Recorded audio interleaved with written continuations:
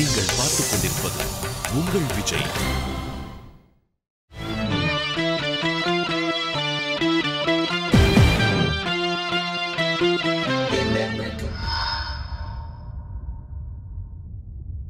சிகரம் தொடு ஒரு சிறப்பு பார்வை.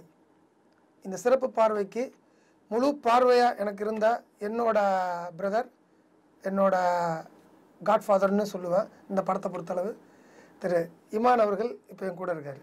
ரொம்ப டூ மச்சான வேர்டு இந்த காட்ஃபாதரு. அதானே நீங்கள் சொன்னீங்க, நீங்கள் சொன்னீங்க சொல்லிட்டேன் நான். இந்த ஒரு படத்தோட ஜேர்னியே வந்து ரொம்ப இன்ட்ரெஸ்டிங்காக இருந்தது. ரொம்ப லாங் ஜேர்னி, பட் ரொம்ப இன்ட்ரெஸ்டிங்காக வந்து ஒர்க் பண்ணோம். ஒவ்வொரு சாங்கும் வந்து பார்த்திங்கன்னா கரெக்டாக ஒரு கான்செப்ட் வந்து ஃபிக்ஸ் பண்ணி, அதுக்கு முழு காரணம் இது தான். டைரக்டர் வந்து ஒவ்வொரு சாங்க்கும் இதுதான் வந்து அளவு, இதுதான் மீட்ரு அப்படின்ற மாதிரி கரெக்டாக ஃபிக்ஸ் பண்ணி வந்தார். ஸோ அதனால் வந்து ஈஸியாக சாங் ஒர்க் பண்ணும்போது ரொம்ப ஈஸியாக இருந்தது. ஸோ அப்படி தான் இந்த படத்தில் ஒவ்வொரு சாங்கும் வந்து வேலை செஞ்சோம். அண்ட் நிறையா லிரிசிஸ்ட், வேறு லிரிசிஸ்ட் கூடலாம் வந்து ஒர்க் பண்ணியிருக்கோம். யுகபாரதி எழுதியிருக்காரு பாடல்கள், இரண்டு பாடல்கள் அவர் வந்து எழுதியிருக்காங்க. அப்புறம் மதன் கார்கே அவர்கள் வந்து 2 பாடல்கள் வந்து எழுதியிருக்காரு. அப்புறம் கானா பாலா அவர்கள் வந்து ஒரு பாடல் எழுதியிருக்காங்க. ஸோ இப்படி தான் இந்த சாங்ஸ் நடந்தது.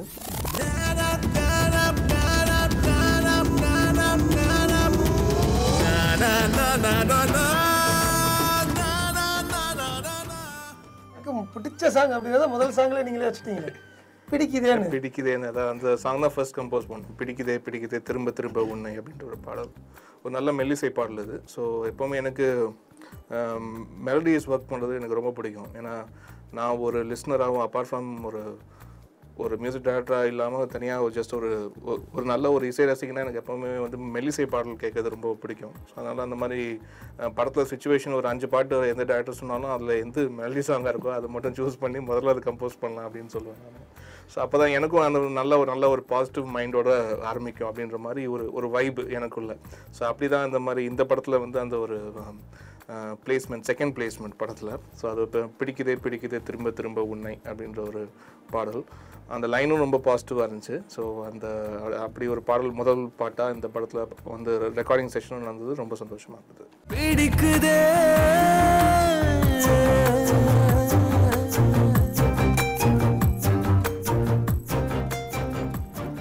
இந்த பிடிக்குதே சாங் பார்த்தீங்கன்னா வி ஷாட் ஃபார் 1 year. ஆக்சுவலாக அது ஆல்ரெடி சொன்னது நான்.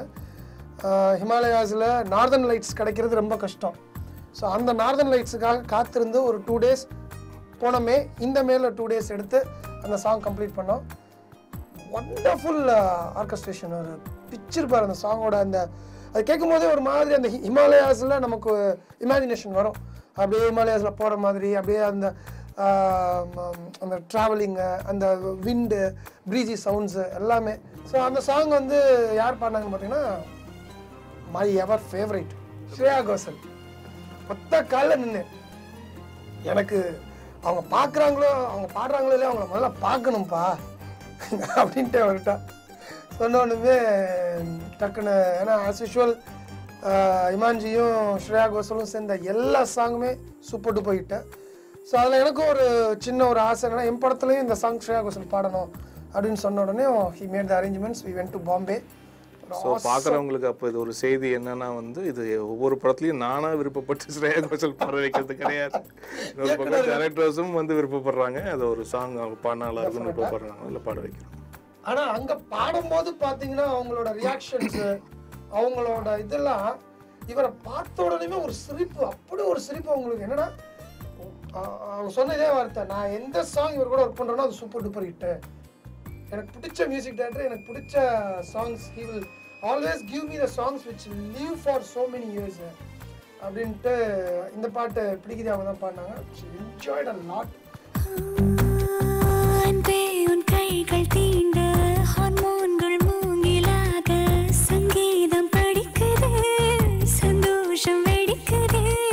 சாகாமல் வாழ்வதற்கு காதல் உண்டு என்பதை சொன்னாயே நேரில் வந்து, நீ எனக்கு தேவதை.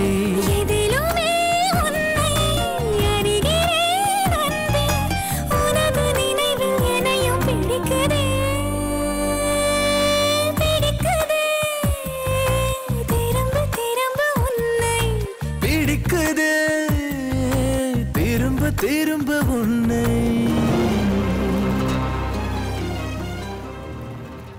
ஸ்ரேயா அப்புறம் ஒரு நியூ கமர் ஜித்தின் ராஜ் அப்படின்ற ஒரு பையன் வந்து இதில் ஃபர்ஸ்ட் டைம் இன்ட்ரடியூஸ் ஆயிருக்காப்ல சிங்கரா. ஸோ மேல் வாய்ஸ் ஜித்தின் ராஜோடைய வாய்ஸ் அண்ட் ஃபீமேல் வாய்ஸ். ஆக்சுவலாக அந்த சாங்கை பாடினது தலைவர். ஆக்சுவலாக அந்த சாங்கை இவர் தான் பாடி நாங்கள் போய் ஷூட் பண்ணிட்டு வந்து everything got over. Mesmerising voice அதுன்னு சொல்லிட்டு ஸ்ரேயாவோட வாய்ஸ் உள்ளே வந்த உடனேயும் இவராக ஒரு நாள் சொல்கிறாரு, எனக்கு ஸ்ரேயா வாய்ஸ் வந்து செம்ம ஸ்வீட்டாக இருக்குது, அண்ட் தென் விக்ரமுக்கு வந்து என் வாய்ஸ் கொஞ்சம் மெச்சூராக இருக்குமோ நான் ஃபீல் பண்ணுறேன்னாரு. அஃப்கோர்ஸ் நான் இதுக்கு முன்னாடி நம்ம கும்கியில் ஒன்றும் புரியல சொல்ல தெரியல பாடல் பாடினாலும் அது வந்து ஒரு சோலோ ட்ராக்காக இருந்தது. பட் இந்த மாதிரி ஒரு ஃபீமேல் வாய்ஸோட கூட அலைன் ஆகி வரும்போது எனக்கு ஏதோ சம்வேர் ஐ ஃபெல்ட் இந்த பிடிக்கிற சாங்க்கு வந்து என்னுடைய குரல் வந்து சரியாக இருக்காது அப்படின்ற மாதிரி. அப்புறம் ஜித்தின் ராஜ் வாய்ஸை கேட்டு ஒரு 6-7 தடவை ஈவன் சாங் முடிச்சதுக்கப்புறம் கூட எனக்கு கன்வின்ஸ் ஆகலை. கண்ண முடி உட்காந்துட்டே இருந்தேன். அப்போ தான் அவர் சொன்னார், நீங்கள் முதல்ல விட்டுடுங்க, ஒரு 1 day இதை கேட்டுகிட்டே இருங்க, அதுக்கப்புறமேல நீங்கள் சொல்லுங்கள் அப்படின்னாரு. அப்புறமேல what he set is 100% right. Jitin Raj இது அப்படியே அந்த சொல்ல உள்ளே வந்த உடனேயும் 2 பேரும் கன்வின்ஸ் பண்ணி then only we fixed it up அந்த சாங். இந்த பிடிக்கிற சாங் என்ன மாதிரி சுச்சுவேஷனில் வருதுன்னு சொல்லுங்கள் நம்ம ஆடியன்ஸ்க்கு. செம்ம ஜாலியான ஒரு சீனு. அதுக்கப்புறமேல அந்த ஹீரோயினோட லவ் டூயட்டாக தான் அந்த சாங்கு. ஸோ எப்பயுமே வந்து ஒரு படத்தில் ஐ லவ் யூ, நான் உன்னை காதலிக்கிறேன் இப்படின்றதெல்லாம் சொல்லாமல் ஒரு சீன் இதுக்கு முன்னாடி அதான் சொன்னோம், ஒரு ஜாலியான ஒரு சின்ன ஒரு ப்ரில்லியன்ட் அண்ட் இன்டெலிஜென்ட் சீன் ஒரு லவ்வில். அது முடிஞ்ச உடனே அந்த ஹீரோ வந்து இந்த ஹீரோயின்ட்ட கேட்பான், கவலைப்படாத, நீ என்ன நினைக்கிறியோ அதெல்லாம் நடக்கும், நான் என்ன நினைக்கிறேனோ அதெல்லாம் நடக்கும் அப்படின்னு சொல்லிட்டு ஒரு வார்த்தை என்ன அதெல்லாம் ஓகே பிடிச்சிருக்கல அப்படின்னு வேறு ஏதோ ஒன்று இவன் தலையாட்டுவா. ஸோ இவன் மீன் பண்ணது அவளை, அவன் மீன் பண்ணது இவனன்றது அவங்க 2 பேத்துக்கும் தெரியும். அப்படியே அந்த சாங் வந்து கேரி ஓவர் ஆகும் ஹிமாலயாஸில் அது. So that's the situation. It's a normal love dear but with little bit of comedy and ஒரு இன்டெலிஜென்ட் பிட்டோட அந்த லவ் ஸ்டார்ட் ஆகும். அது பிடிச்சிருக்கல.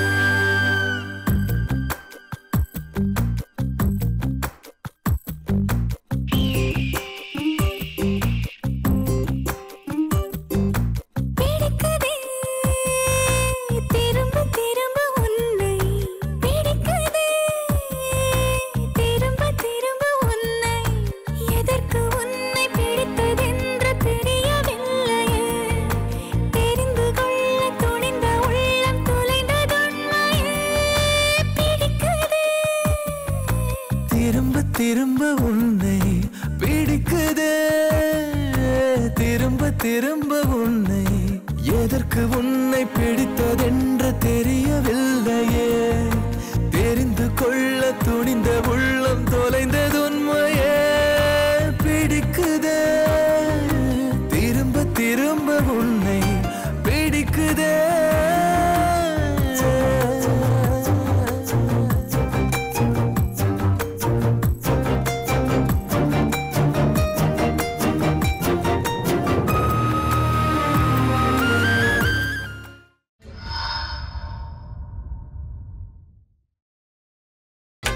நீங்கள் பார்த்துக் கொண்டிருப்பது உங்கள் விஜய்.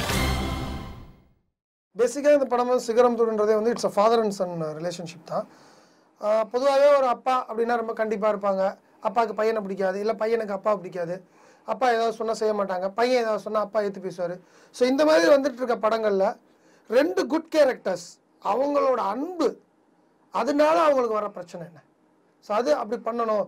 ஏன்னா இது நத்திங் மோர் பட் ஆட்டோபயோகிராஃபி மாதிரி தான். எனக்கும் எங்கள் அப்பாவுக்கும் பார்த்தீங்கன்னா பயங்கர இதாக இருக்கும், ஆனால் சண்டை போட்டுக்கிட்டே இருப்போம். என்ன அப்படின்னா ஒரு ஒரு அன்புனால ஒரு அபரிதமான அன்பு, அபரிதமான நம்பிக்கை, அதில் வந்து பார்க்கும்போது ஒரு சின்ன சின்ன ஊழல். அது வந்து நாட் ஓன்லி காதலர்களுக்கு மட்டும் இல்லை, அப்பா பையனுக்கும் நிறைய ஊழல் வரும். அதே மாதிரி தான் இந்த ஊழல் வந்து இந்த படத்தில் நிறைய அப்படி வந்திருக்கும். அதில் ஆப்டாக எனக்கு சத்யராஜ் சார் அண்ட் விக்ரம் பிரபு 2 பேருமே பார்த்தீங்கன்னா 6.2 ஹைட்டு, அந்த ஷார்ப் நோஸு, அந்த ஸ்கின் டோனு எல்லாமே வந்து 2 பேரும் ஃப்ரேமில் வந்து நின்னாங்கன்னா பியூட்டிஃபுல்லாக இருக்கும். பொதுவாக நான் ஒன்று எப்போயுமே சொல்லுவேன், ஒரு லவ் ஸ்டோரிக்கு 2 பியூட்டிஃபுல்லான ஒரு ஹீரோ ஒரு ஹீரோயின் வந்துட்டாங்கன்னா அந்த படம் 50% சக்ஸஸ். அதே மாதிரி இந்த மாதிரி ஒரு ஃபாதர் அண்ட் சன்னு, ஒரு மதர் அண்ட் சன் மாதிரி படங்களுக்கு அந்த அப்பாவும் அந்த பையனும் கரெக்டாக செட் ஆகிட்டாங்கனாலே 50% படம் சக்ஸஸ்ன்னு சொல்லுவோம். எனக்கு அது வந்து இந்த படத்தில் 100% நடந்திருக்கு, சத்யராஜ் சார்னாலையும் விக்ரம் பிரபுனாலையும். So they will just rule the full. நீங்கள் பார்க்கும்போதே தெரியும், ஒரு அருமையான ஒரு அப்பா, ஒரு அருமையான ஒரு பையன், அவங்களுக்குள்ள என்ன அந்த பிரச்சனை வருது அப்படின்றது தான் ரெஸ்ட் ஆஃப் த ஸ்டோரி. அதுதான் இந்த படத்தோட பாண்டிங்கு.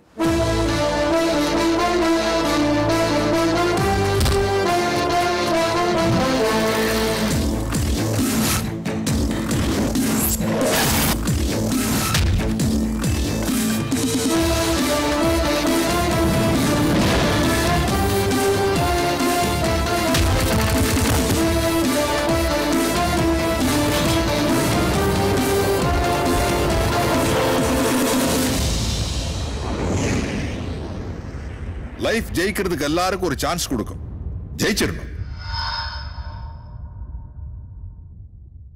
அடுத்து யுகபாரதி எழுதின 2வது பாடல் வந்து அன்புள்ள அப்பா.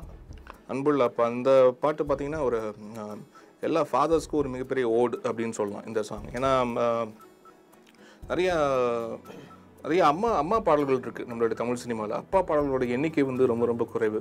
ஸோ அப்படி பார்க்கும்போது இந்த பாடல் வந்து முக்கியமாக என்னுடைய கரியர்லேயும் ரொம்ப ஒரு முக்கியமான ஒரு பதிவாக நான் அதை நான் வந்து பார்க்குறேன். இந்த ஒரு படத்தில் எனக்கு ரொம்ப ஒரு நிறைவான ஒரு விஷயம் அப்படின்னு பார்த்தீங்கன்னா யேசுதாஸ் சார் வந்து என்னுடைய இசையில் வந்து பாடினது தான். ஸோ அந்த ஒரு சாங் அன்புள்ள அப்பா வந்து எப்போவுமே எவர்கிரீனாக இருக்கும். முக்கியமாக என்னுடைய அப்பா பாட்டு கேட்டு கூட சொன்னார், பரவாயில்ல எங்களுக்குலாம் கூட பாட்டு போடுறியாடா நீ அப்படின்னு வந்து சொன்னார். ஏன்னா அதான் முக்கியமாக அந்த அப்பாவுக்கு வந்து பாடல்கள் ரொம்ப குறைவாக இருக்குனால தான் இந்த தாகம்னு நினைக்கிறேன். Super song. அது அதில் மேக்கிங்கும் வந்து பார்த்தீங்கன்னா உண்மையிலே ஒரு சொன்ன மாதிரி கரெக்டான பிளேஸ்மெண்ட்டில் வந்து உட்காந்துருக்கு. படத்துலையும் வந்து பார்த்தீங்கன்னா விஷுவலைசேஷனும் வந்து அதான் இந்த சாங்க்கு விஷுவலைசேஷன் அப்படின்னு மாதிரி இல்லாமல் இது வந்து இந்த ஒரு சாங் மட்டும் எனக்கு வந்து படத்தோடு அப்படியே பார்க்கும்போது அந்த படத்துக்கு அப்படியே பேக்ரவுண்ட் ஸ்கோர்லாம் வந்துகிட்டே இருக்குது. அந்த பேக்ரவுண்ட் ஸ்கோர்லேயே கூட சேர்ந்து ஒரு பாட்டு அப்படின்ற மாதிரி தான் எனக்கு அப்படி ஃபீல் ஆச்சு படத்தில் பார்க்கும்போது. ஏன்னா அவ்வளோ கரெக்டாக அந்த மூடில் வந்து செட் ஆயிடுச்சு. அன்புள்ள அப்பா அப்பா யாருமே உன் போல் இல்லை மண்ணேலே. அன்புள்ள அப்பா அப்பா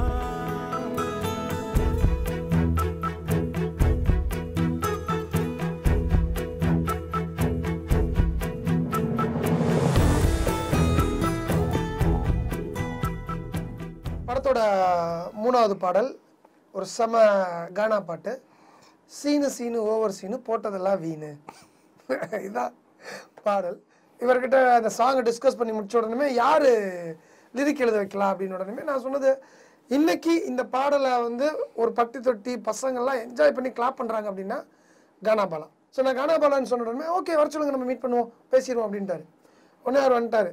வந்தோடனே உட்காந்து கொஞ்சம் நேரம் பேசிட்டு இந்த சாங் சுச்சுவேஷன்லாம் சொன்ன உடனே அந்த எனக்கு ஒரு 2 days டைம் கொடுங்க, நான் பிச்சிடுறேன், இந்த சாங் வேறு மாதிரி பண்ணிடுறேன் அப்படின்னாரு. அப்பப்போ அவர் ஃபோன் பண்ணுவார் எனக்கு, என்னாச்சு அந்த பாட்டு என்னாச்சு அப்படின்னாரு. அவர் எழுதி கொடுத்தாரு ஒரு 10 சந்தா. அதில் ஒரே ஒரு வரி செலக்ட் பண்ணியிருக்கேன், இது ஒரு செலக்ட் பண்ணியிருக்கேன், அது ஒரு செலக்ட் பண்ணியிருக்கேன் அப்படின்ட்டு ஒரு 25 சரணத்துக்கு மேலே எழுதியிருப்பார். அவர் நொந்து நூடுல்ஸ் ஆகிட்டார் அவர். அடுத்து இப்போ கடைசியில் ஒரு ஃபார்மேட் பண்ணிட்டோம். இன்னும் பல்லவி எங்களுக்கு செட் ஆகவே இல்லை, நான் ஓப்பனிங் வரி. அப்போ நான் அவர்கிட்ட சொன்னேன், என் பொண்ணு வந்து எப்போயுமே பார்த்தீங்கன்னா இந்த பயங்கரமாக சீனை போடுவா. நான் சொல்லுவேன் சீனு பெசாமரு அப்படின்னு நான் சொல்லுவேன். அப்படின்னு உடனே இது ரொம்ப நல்லா இருக்கேங்க அப்படின்னாரு. எதுங்கன்னு, இந்த சீன் போடுறது. அப்போ அதே நம்மள ஓப்பனிங் இதாக வச்சா என்ன அப்படின்னு டக்குன்னு அந்த வரியோட 2வது வரி அவர் தான் சொன்னார். சீனு போட்டதெல்லாம் வீணு அப்படின்னு உடனே டப்புன்னு கானாபாலா அண்ணன் வந்து இது ரொம்ப நல்லா இருக்குது, இதை வைங்க, இதுக்கேற்ற மாதிரி நான் இதெல்லாம் விட்டுடுங்க, இதுக்கேற்ற மாதிரி நான் உங்களுக்கு 2 நாளில் வேறு எழுதிட்டு வரேன்ட்டு எழுதின 25 தூக்கி போட்டு வேறு எழுதிட்டு வந்தார். எனக்கா நான் இருக்குங்களா உங்களுக்கு சீனு ஓவர் சீனு போட்டதெல்லாம் வீணு, சீனு ஓவர் சீனு போட்டதெல்லாம் வீணு அப்படின்ட்டு. ஆனால் அந்த பொண்ணுக்கு என்ன காஸ்டியூம் கொடுப்பீங்க நீங்கள் அப்படின்னா, ஹீரோயின் ஜீன்ஸ் பேண்ட்டு தான் அப்படின்னு. ஜீன்ஸு பேண்ட்டு போட்டுக்கின்னு ஹீல்ஸு காலில் மாட்டிக்கின்னு பட்டி தொட்டியில் ஃபிலிமாக காட்டுறியே பவர் ஸ்டாரை போல் மூஞ்சியை மாத்துறியே அப்படின்னாரு. ஏன்னா ஹீரோயின் பார்த்தீங்கன்னா அது ஒரு எக்ஸ்பிரஷனுக்கு 4 எக்ஸ்பிரஷன் கொடுக்கும் எப்பயுமே. இது சொன்ன உடனே பவர் ஸ்டாரோட கரெக்டாக இருக்குது அப்படின்னு சொல்லி ஃபிக்ஸ் பண்ணோம். அந்த சாங் வந்து சூப்பர் இது. சீனு சீனு ஓவர் சீனு போட்டதெல்லாம் வீணு. சீனு சீனு ஓவர் சீனு போட்டதெல்லாம் வீணு. ஜீன்ஸ் பேண்ட் போட்டுக்கின்னு ஹீல்ஸ் காலில் மாட்டிக்கின்னு பட்டி தொட்டிகள் பிலிம காட்டுறியே. பவர் ஸ்டார போல மூஞ்சிய மாத்துறியே. And then this is the first song. இந்த சாங் பார்த்துட்டு எனக்கு ஒரு மிகப்பெரிய கிரெடிட் வந்து ஒரு கொடுத்தாரு. விக்ரம் பிரபு சூப்பரா டான்ஸ் ஆடிட்டாருப்பா, பிச்சுட்டா இருப்பான்ட்டாரு. ஆனால் விக்ரம் பிரபு வந்து பயங்கரமாக டான்ஸ்லாம் வந்து ஆடி இந்த படத்தெல்லாம் வந்து பார்க்குறேன் நான். அதுவும் வந்து வேட்டி சட்டெல்லாம் வந்து கட்டி இந்த படத்துலலாம் பார்க்குறேன். ஸோ அதை பார்த்து முடிச்சுட்டு இவருக்கும் நான் வந்து தெரியப்படுத்தினேன். அதே மாதிரி அன்றைக்கி நைட்டே வந்து விக்ரம் பிரபுவுக்கு ஃபோன் பண்ணி பேசினேன். என்னம்மா வந்து வாட்டர் டிரான்ஸ்ஃபார்மேஷன் அப்படின்னு சொல்லிட்டு தான் ஆரம்பித்தோம். ஸோ அப்படி ஒரு ஒரு ஒரு பெரிய லீப், அந்த ஒரு ஒரு ஒரு ஜம்ப் அப்படின்னு நிச்சயமாக சொல்லலாம் இந்த ஒரு சாங்கில்.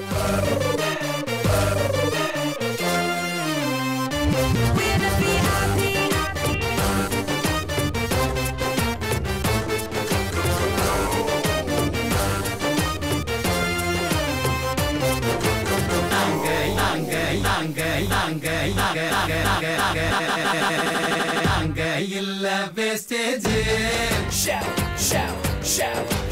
எங்களுக்கு இருக்கு பிரஸ்டீஜ். நாங்க இல்ல வேஸ்டேஜ் எங்களுக்கு இருக்கு பிரஸ்டீஜ். பிட்ட போட்டு கெத்த காட்டு ஒண்டி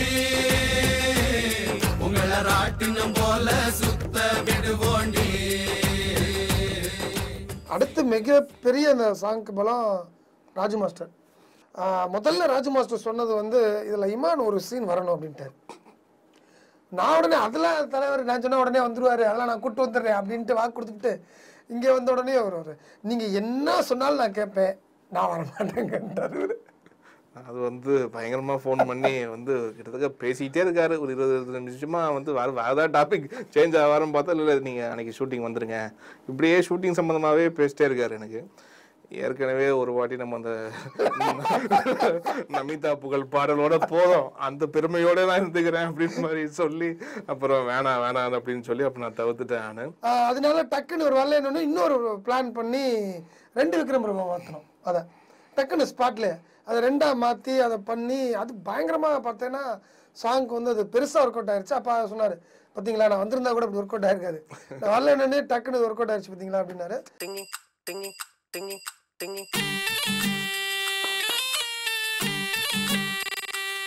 Again.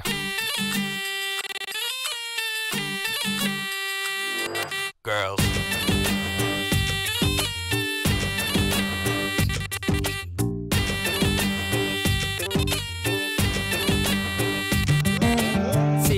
சீனு ஓவர் சீனு போட்டதெல்லாம் வீணு. சீனு சீனு ஓவர் சீனு போட்டதெல்லாம் வீணு. ஜீன்ஸ் பேண்ட் போட்டுக்கின்னு ஹீல்ஸ் காலில் மாட்டிக்கின்னு பட்டி தொட்டிகள் பிலிம காட்டுறியே.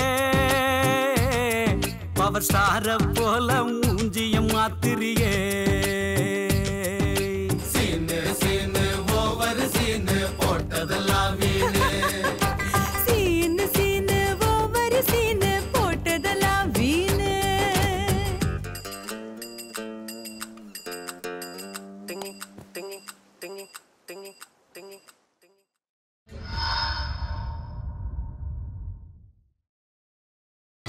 நீங்கள் பார்த்துக் கொண்டிருப்பது உங்கள் விஜய். இந்த கதையை வந்து நான் சொல்லி முடிச்சேன், ரொம்ப நல்லா இருக்குன்னு சாங் போட்டார். இப்போ ரீரெக்கார்டிங்கும் முடிஞ்சு படம் பார்த்துட்டார் தலைவர். இப்போ இந்த படத்தில் நீங்கள் படம் பார்த்து முடிச்ச உடனே உங்கள் அப்பாவோட அந்த படத்தை எப்படி நீங்கள் ரிலேட் பண்ணி பார்த்தது பார்த்தீங்கன்னா அந்த ஒரு பொசசிவ்னஸ் தான். அந்த பொசசிவ்னஸ் வந்து அது நிறைய நம்மளுடைய படங்களில் இருக்கிற சீன்ஸ்லேயும் அது வந்து தெரிஞ்சது. அது என்னுடைய வாழ்க்கையிலையும் வந்து நிறைய விஷயங்கள் இருந்தது. அதாவது சின்ன சின்ன விஷயங்கள்லாம் கூட வந்து அவங்ககிட்ட நம்ம சொல்லிட்டு வந்து செய்யணும்னு வந்து எதிர்பார்க்குற ஒரு விஷயம் இருக்கு இல்லையா. ஸோ அது வந்து நம்ம படத்தில் இருக்க சீன்ஸ்லேயும் பார்க்கும்போது அது வந்து கனெக்ட் இருந்தது. அது எனக்குன்னு மட்டும் இல்லை, அது வந்து ஆடியன்ஸ் பார்க்குற எல்லாருக்குமே வந்து பார்த்திங்கன்னா ஏதாவது அட்லீஸ்ட் ஒரு காட்சியிலையாவது கண்டிப்பாக தெரிஞ்சு மோர் தென் ஒரு 2 to 3 சீன்ஸ் சொல்லாங்க. நிச்சயமாக வந்து எங்கேயாவது ஒரு இடத்துல அவங்க வந்து கனெக்ட் ஆவாங்க, ஆடியன்ஸ் வந்து கனெக்ட் ஆவாங்க. ஸோ அது வந்து ஒரு எவ்ரி ஃபாதர் அதே மாதிரி எவ்ரி யங்ஸ்டர் எல்லாருக்குமே அதை பார்க்கும்போது கண்டிப்பாக வந்து ரிலேட் ஆகும் அப்படின்றது தான் வந்து என்னுடைய கணிப்பு. ஸோ அப்படி என்னுடைய அப்பாவும் நிறைய தெரியுற சத்யராஜ் சார் மூலியமா அந்த படத்தில்.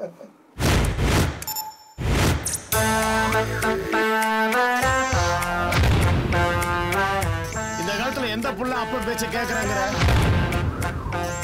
என் பையன் கேப்பா முரளி பாட்டி.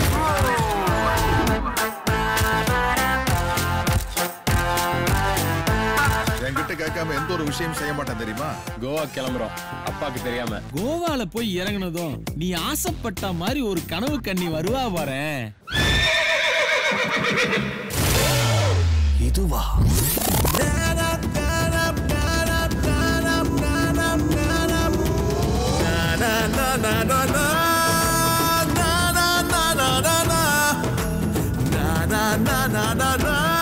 யானையை கூட வச்சு மேய்ச்சிடலாம், ஆனா வாழை வச்சு மேய்க்கிறது ரொம்ப கஷ்டம்டா.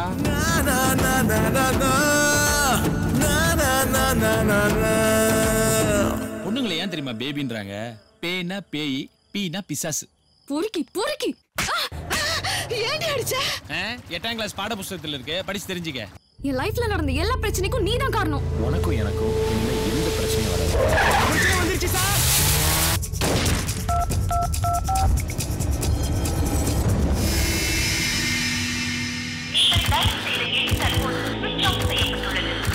சுவிட்ச் ஆஃப் பண்ண மாட்டேனே.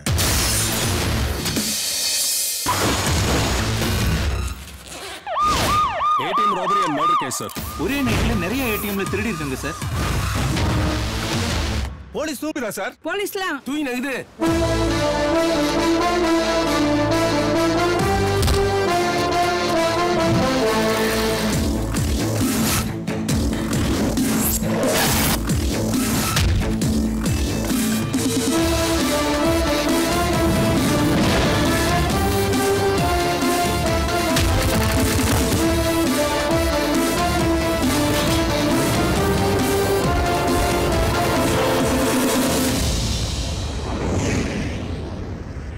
லைஃப் ஜெயிக்கிறதுக்கு எல்லாருக்கும் ஒரு சான்ஸ் கொடுக்கும், ஜெயிச்சிடணும். வெரி ஹாப்பி பிகாஸ் எனக்கு ஃபஸ்ட்டு ஒரு ஃபீட்பேக் படம் ரிலீஸுக்கு முன்னாடி ஒரு ஆடியோ ரிலீஸ் பண்ணோம், அதில் 2 சாங்ஸ் ரிலீஸ் பண்ணோம். அதில் வந்த ஃபீட்பேக்கே ஒரு பாசிட்டிவ் எலிமெண்ட்டாக ஒரு பூஸ்ட் கொடுத்துச்சு எங்களுக்கு. ஸோ டெஃபினட்டாக இந்த படம் ரொம்ப விரைவில் ரிலீஸ் ஆக போகுது.